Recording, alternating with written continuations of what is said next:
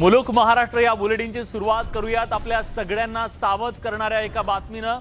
कोरोनाचं संकट हे दूर झालंय असं वाटत असतानाच पुन्हा आपल्या सगळ्यांसाठी एक काहीशी चिंता वाढवणारी बातमी। केंद्र सरकारनं चीनमध्ये आलेल्या कोरोनाच्या लाटेनंतर आता चीन आग्नेय आशियात कोरोनाची जी लाट आली आहे त्यानंतर राज्य सरकारला इशारा दिला, सतर्क राहण्याचे आदेश दिलेले आहेत। सरकार आणि प्रशासनानं कोणीही बेफिकीर राहू नये असं सांगत त्यांनी पुन्हा एकदा कोरोनाचं संकट वाढतंय, त्यामुळे केंद्र सरकारनं राज्य सरकारांना पत्र लिहून आता अलर्ट केलेला आहे, सतर्क केलेला आहे। त्याचं कारण म्हणजे चीन या देशातल्या अनेक महत्त्वाच्या शहरांमध्ये लॉकडाऊन लावण्यात आलेला आहे। आग्नेय आशियात सुद्धा हीच परिस्थिती आहे। कोरोनाची ही जी लाट आहे ती पुन्हा जगभर पसरू शकते, याच्याबद्दलची खबरदारी घेण्यासाठी म्हणून आता केंद्र सरकारनं हा इशारा दिलाय। प्रशांत लीला रामदास आपले दिल्लीचे प्रतिनिधी आता आपल्या सोबत आहेत, आपण थेट त्यांच्याकडे जातोय। प्रशांत, काय म्हटलंय केंद्रानं, का त्यांना हा इशारा द्यावा लागलाय, काय परिस्थिती आत्ताची?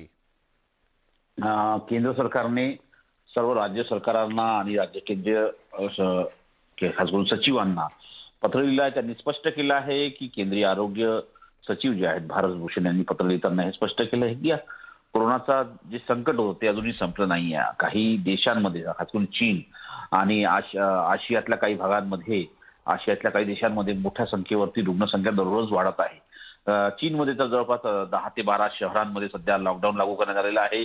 आग्नेय आशियातल्या काही भागांमध्ये देखील लॉकडाऊन लागू करण्याची प्रयत्न सुरू आहे आणि भारतात देखील आता ही परिस्थिती निर्माण होण्याची शक्यता आहे। त्यामुळे जे गार्ड आहे, जे सुरक्षा नियम आहे ते योग्य पद्धतीने पाळण्याची गरज आहे। सर्वांनी मास्क घालण्याची गरज आहे, सुरक्षित शारीरिक अंतर पाळण्याची गरज आहे आणि सोबतच ज्या पद्धतीने बाहेर गेल्यानंतर हात स्वच्छ करण्याची गरज आहे। असं नक्कीच बघूया या सगळ्याबद्दल आता काय पावलं उचलली जात आहेत। धन्यवाद प्रशांत, तुम्ही दिलेल्या सगळ्या सविस्तर माहितीबद्दल।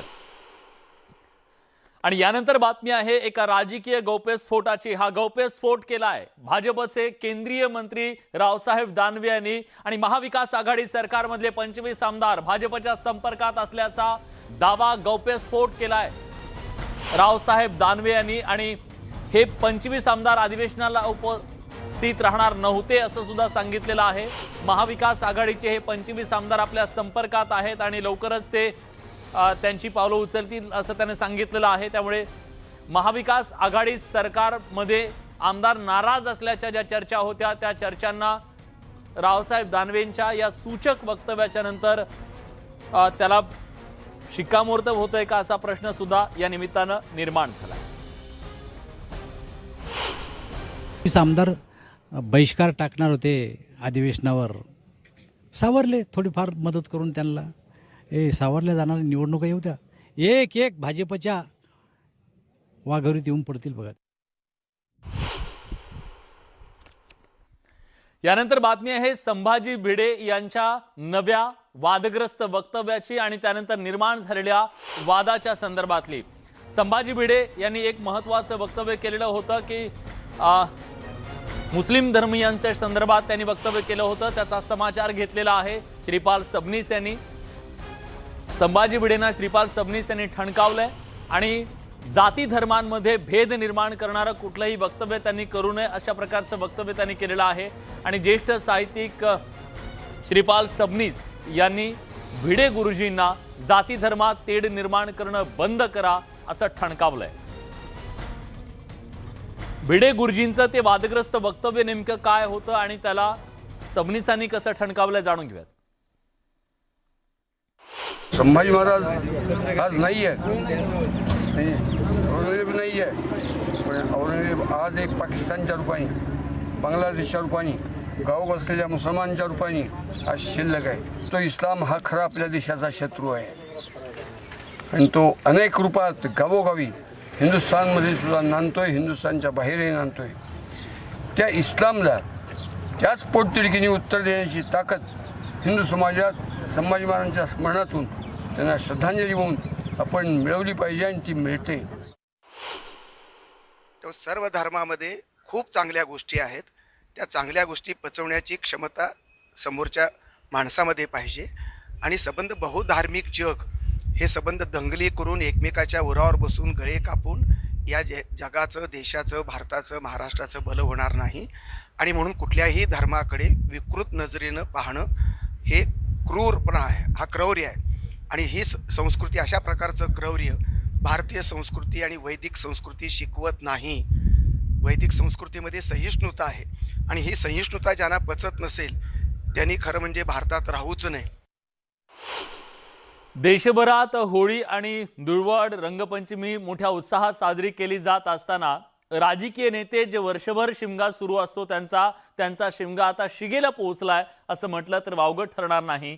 आणि त्याचा प्रत्यय आला तो भाजप शिवसेनेच्या नेत्यांच्या वक्तव्यांमधून. शिवसेनेचे नेते संजय राऊत यांनी अनोख्या पद्धतीनं होळीच्या आणि धुळवडीच्या शुभेच्छा दिल्या. भाजपवर त्यांनी टीकेचे बाण सोडले. कारण रोज ज्या तारखा देत आहेत आमचे मित्र BJPतले, रोज रंग उधळत आहेत, नकली रंग आहेत ते.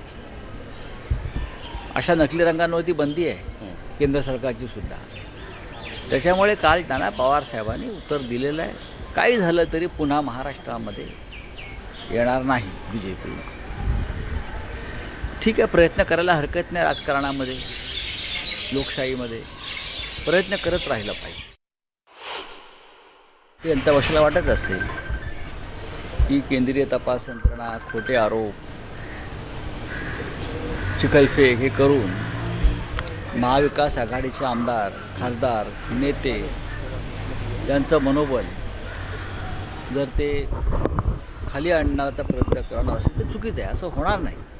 आपण पाहताय आम्ही सगळे किती मजबूतीने उभे आहोत. आणि काल माननीय शरद पवारजी यांनी जे सांगितलेलं आहे, जो विश्वास दिलेला आहे की घाबरू नका, मी पुन्हा महाराष्ट्रामध्ये भारतीय जनता पक्षाला येऊ देणार नाही, हे त्यांचं विधान आणि त्यांची भूमिका ही फक्त राष्ट्रवादी काँग्रेस पक्षाची नाही तर ते महाविकास आघाडीच्या वतीनं सुद्धा त्यांनी ती भूमिका मांडली.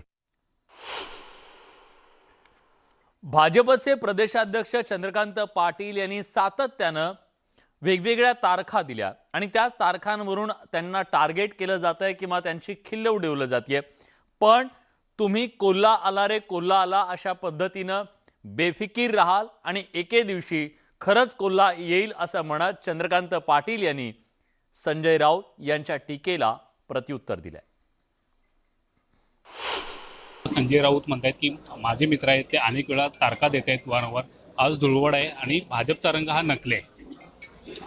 मी वारंवार असं म्हटलं की काशीस जावे नित्यवाला आणि तेवढं स्वातंत्र्य मला आहे ना की या दिवशी सरकार येणार आहे, त्या दिवशी सरकार येणार आहे. आणि त्यामुळे कोल्हा आला रे आला नावाची एक गोष्ट आम्ही लहानपणी शिकलो की ज्याच्यामध्ये रोज म्हटलं जायचं की बा आज कोल्हा येणार आहे, जागे राहा जागे राहा. आणि कधी म्हणाले काहीतरी थापा मारतो म्हणून सगळे झोपले. कोल्हा आला आणि घेऊन गेला कोंबड्या बिबड्या. तसं माझी चेष्टा करताना गाफील राहाल तर कधी कोल्हा येईल पत्ता लागणार नाही. पण शरद पवार सुद्धा हाच किता गिरवताना पाहायला मिळतात. भाजपला पुन्हा सत्तेवर येऊ देणार नाही असं म्हणतात. लोकशाहीमध्ये स्वातंत्र्य आहे, कोणी काही म्हणू शकतो. यानंतर बातम्या राजकीय नेत्यांच्या धुळवडीच्या आहेत. रंगांचा उत्सव आज सर्वसामान्यांप्रमाणे राजकीय नेत्यांनी सुद्धा मोठ्या उत्साहात साजरा केला. ठाण्यामध्ये मंत्री एकनाथ शिंदे यांनी सुद्धा रंगपंचमीचा हा उत्सव, धुळवडीचा उत्सव साजरा केला. यावेळी मोठ्या संख्येने नागरिकांची उपस्थिती होती, कार्यकर्त्यांची उपस्थिती होती. रंगात नेते सुद्धा आज नाहून निघाले. पालकमंत्री एकनाथ शिंदेनी ठाण्यात टेंबी नाका इथं आनंद मठात जाऊन धुळवड साजरी केली.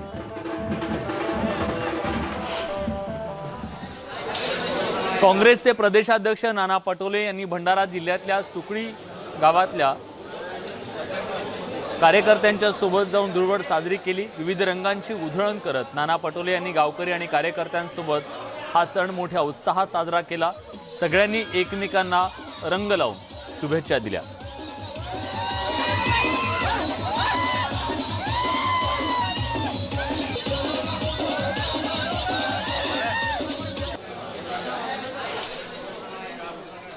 भिवंडीत केंद्रीय राज्यमंत्री कपिल पाटील यांनी नातवंडांसोबत धुळवड साजरी केली। मागील 2 वर्षांपासून कोरोनाच्या निर्बंधामुळे कोणतेही सण मुक्तपणे साजरे करता येत नव्हते। मात्र यंदा कोरोनाचा विळखा सैल झाल्यानं सगळ्यांना दिलासा मिळाला। परिणामी कपिल पाटील यांनी नातवंडांच्या सोबत धुळवडीचा आनंद लुटला।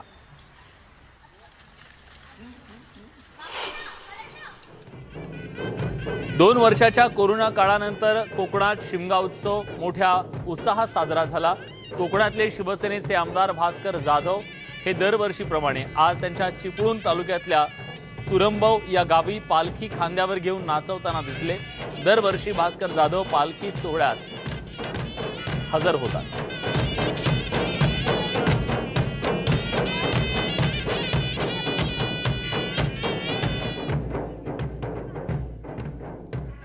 मुंबईच्या माजी महापौर किशोरी पेडणेकर गेली 2 वर्ष मुंबईकरांना कोरोनाच्या नियमांचं पालन करायला सांगत होत्या, पण आज जेव्हा प्रादुर्भाव कमी होतोय अशा वेळी धुळवडीच्या दिवशी त्यांनी आपल्या वॉर्ड परिसरात नागरिकांवर रंगांची उधळण केली आणि पाण्याचा वापर न करता कोरड्या रंगाची होळी साजरी करा असं त्यांनी आवाहन केलं।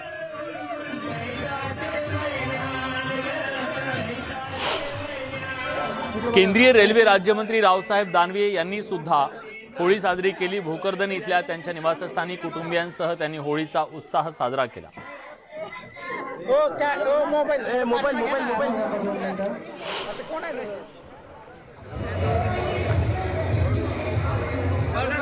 महसूल तथा ग्रामविकास राज्यमंत्री अब्दुल सत्तार यांनी सुद्धा औरंगाबाद जिल्ह्यातल्या सिल्लोड तालुक्यात धुळवड साजरी केली। मित्रमंडळीच्या भेटीगाठी घेत रंगपंचमी त्यांनी साजरी केली। एकमेकांना रंग लावत राज्यमंत्री अब्दुल सत्तार यांनी होळीच्या शुभेच्छा दिल्या। कोरोना साथ रोगाच्या पार्श्वभूमीवर गेल्या 2 वर्षांनंतर सिल्लोड तालुक्यात रंगांची उधळण होताना दिसली।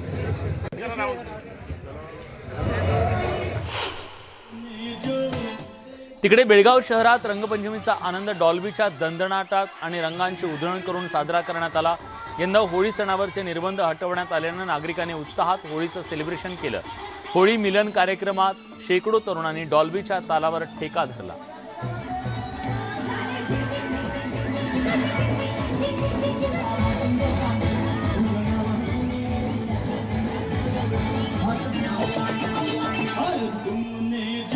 होळी सणाच्या निमित्तानं अनेक ठिकाणी अनेक परंपरा पाळल्या जातात।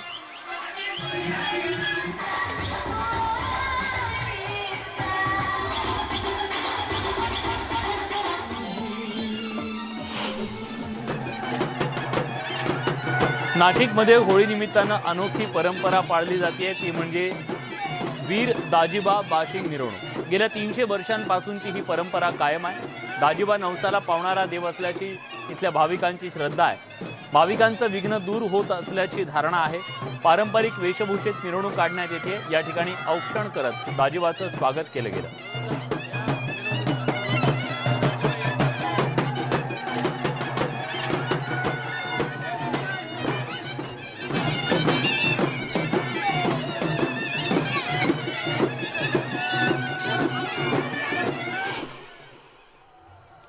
सिंधुदुर्गात होळीचा एकच जल्लोष पाहायला मिळतोय। कोकणात होळीला खूप मोठं महत्त्व आहे।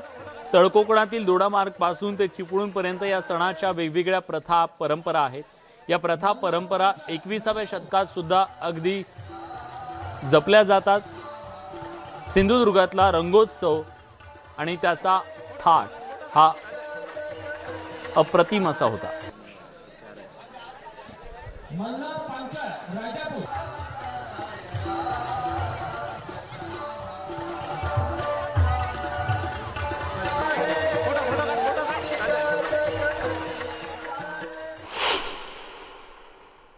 रंगांची ही उधळण केवळ महाराष्ट्रात नाही तर देशभरात आज पाहायला मिळाली। भाजपचे राष्ट्रीय अध्यक्ष JP नड्डा यांनी सुद्धा होळीचा उत्साह, रंगांचा उत्साह आज त्यांच्या बंगल्यावरती दिसला। त्याचबरोबर संरक्षण मंत्री राजनाथ सिंग, मध्य प्रदेशचे मुख्यमंत्री शिवराज सिंग चौहान यांनी सुद्धा आज धुलिवंदन मोठ्या उत्साहात साजरं केलं।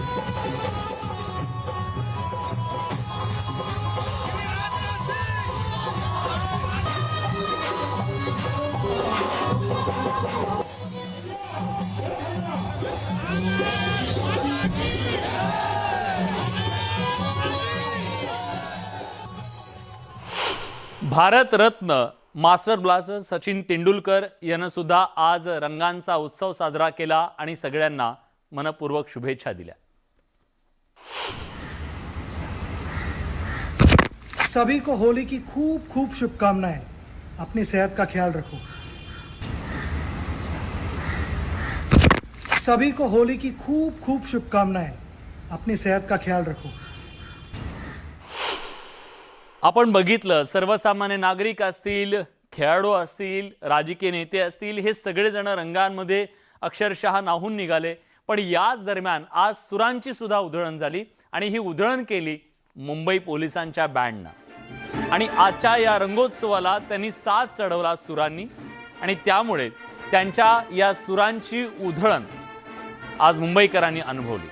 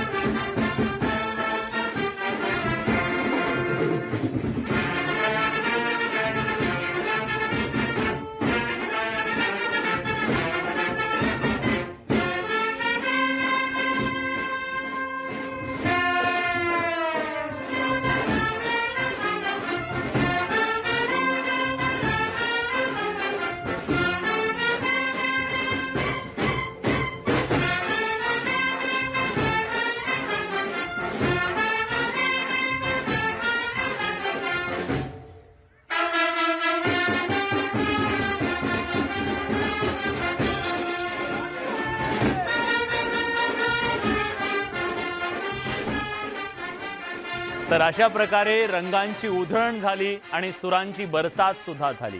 आजचा दिवस तुम्ही सगळ्यांनी खूप आनंदाने साजरा केला असाल. याच सोबत या बुलेटिनमध्ये आपण इथेच थांबतोय. ताज्या घडामोडींसाठी बघत रहा न्यूज 18 लोकमत.